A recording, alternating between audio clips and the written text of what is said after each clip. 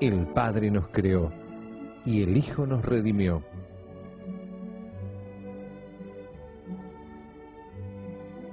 Conocer y amar a Dios exige el esfuerzo de la inteligencia y la rectitud del corazón.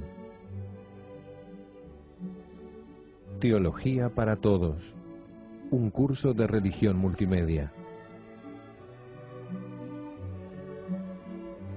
En el nombre del Padre, del Hijo y del Espíritu Santo. Amén.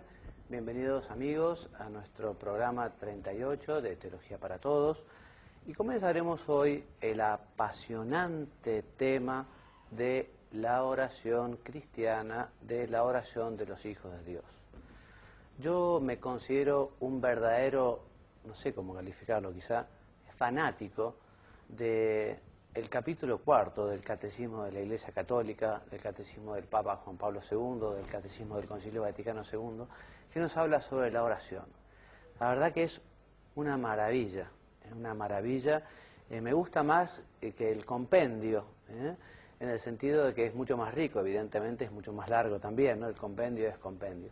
Por eso hoy, arriesgando un poquito a que sea un poco más monótono el programa, pero yo quiero avanzar leyéndoles este extracto que he preparado del Catecismo de la Iglesia Católica, porque realmente las cosas que se dicen son preciosas.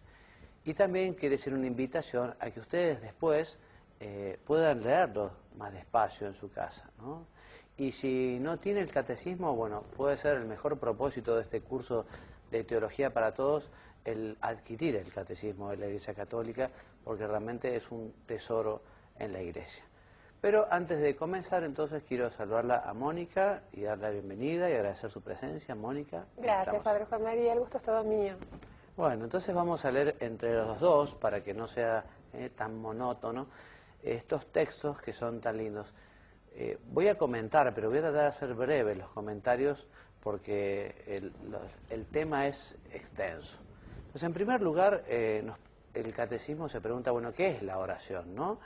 Y recoge justamente un texto de Santa Teresita, del Niño Jesús, que nos dice, Mónica: es un impulso del corazón, una sencilla mirada lanzada hacia el cielo, un grito de reconocimiento y de amor, tanto desde dentro de la prueba como desde dentro de la alegría. Nos dice Santa Teresita, y San Juan Damasceno, hablándonos de la oración, nos dice, o dice el catecismo, que la oración es la elevación del alma a Dios o la petición a Dios de bienes convenientes. San Agustín también define la oración con una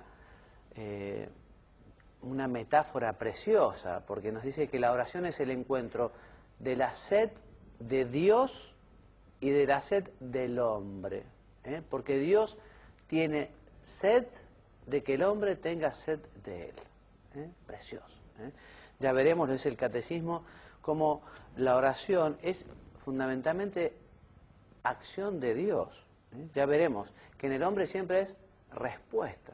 Es Dios el que sale a buscar al hombre. Es Dios el que tiene sed de que el hombre tenga sed de él.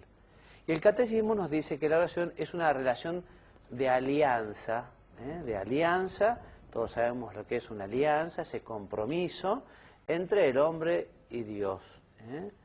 Y que esta acción de Dios y del hombre brota del Espíritu Santo y de nosotros, dirigida por completo al Padre en unión con la voluntad humana del Hijo de Dios hecho hombre. Entonces, también decimos que la oración es la relación viva de los hijos de Dios con su Padre infinitamente bueno, con su Hijo Jesucristo y con el Espíritu Santo. ¿Qué nos dice el catecismo sobre la oración al hablarnos de que su base es la humildad? La humildad es la base de la oración, la humildad es la disposición necesaria para recibir gratuitamente el don de la oración. Recordemos, por ejemplo, aquel texto de la Escritura, la parábola de Jesús, ¿no? El publicano y el fariseo que estaban allí en el templo. El fariseo en el primer lugar, allí diciendo, bueno, te doy gracias Dios por lo maravilloso que soy, ¿no? Y no soy como aquel publicano. En fin, si algo que le faltaba era humildad y sencillez, ¿no? En cambio, el pobre publicano en el último banco, allí pidiendo perdón.